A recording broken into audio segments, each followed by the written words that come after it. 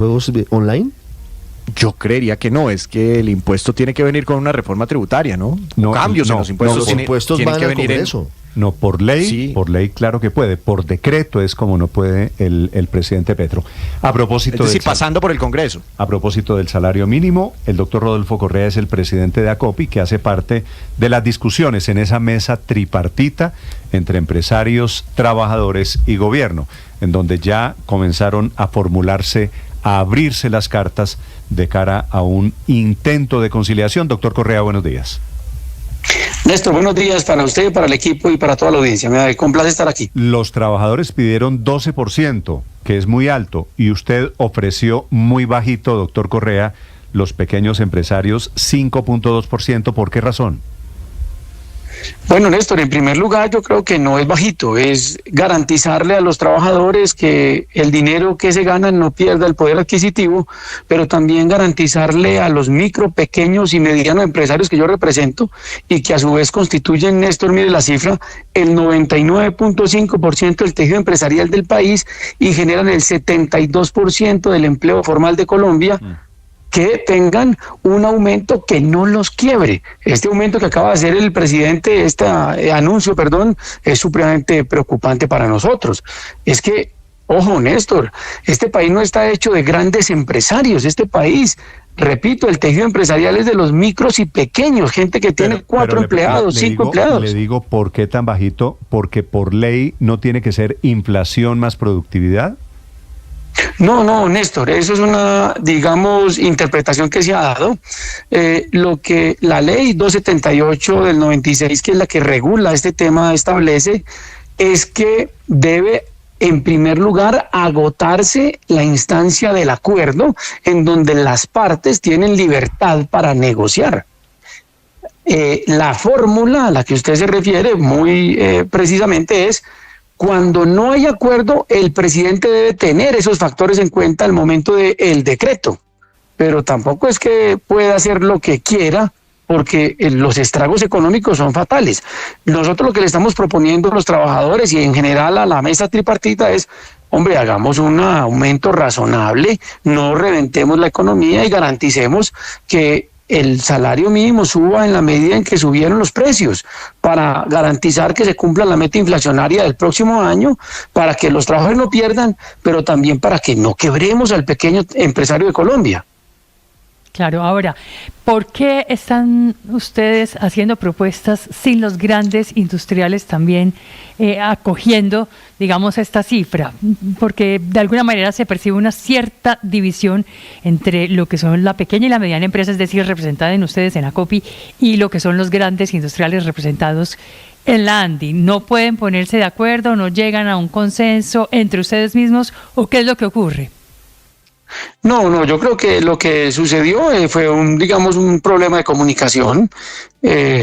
Cuando tuvimos una rápida reunión alrededor de una comunicación que se expidió, nosotros estuvimos de acuerdo con la comunicación, pero jamás entendimos que la posición iba a ser exclusivamente la de la carta, una carta en la que simplemente estamos pidiéndole al gobierno y a los actores de la mesa racionalidad. Hasta ahí entendimos nosotros. No creímos que eso implicaba que no se permitía o no se pudiera hacer una propuesta concreta por parte de los demás gremios. Es decir, a COPI nunca le preguntaron eso, pero dentro de los gremios no hay división, no, eso es, digamos, una apariencia, pero no, nosotros estamos alineados, somos coherentes con la unidad. Eso sí, también pedimos que respeten nuestra autonomía y que cuando yo estoy hablando, hablo en nombre de esa masa gigantesca que emplea el 72% de los trabajadores de Colombia, que está diciendo simplemente: oiga, más de la inflación nos quiebran. ¿Sabe por qué? Porque cada punto adicional a la inflación de aumento nos cuesta a nosotros 48.000 millones de pesos que tienen que salir de la caja de los pequeños empresarios que emplean ese 72% de trabajadores. Doctor Correa, la ministra de Trabajo quedó satisfecha, la sentí ayer, porque dijo que por lo menos ya hay un piso y un techo de negociación. El piso es la cifra de ustedes, 5,2%, y el techo el 12% de las centrales obreras, y que de ahí tendría que salir una cifra de ese rango establecido. Mi pregunta es, ¿la oferta de ustedes es un piso o para ustedes ya es un techo?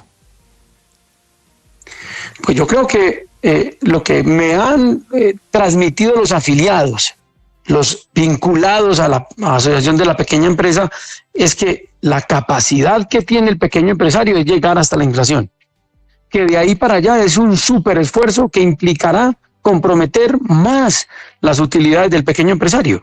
Es que si usted mira las cifras, las utilidades empresariales en Colombia de los grandes cada vez son menos y aún son menos las de los pequeños, porque como usted sabe, en Colombia el régimen tributario es el mismo para los grandes grupos que para el tendero y para el que tiene una empresa manufacturera pequeña. Entonces, digamos que la situación es bastante compleja.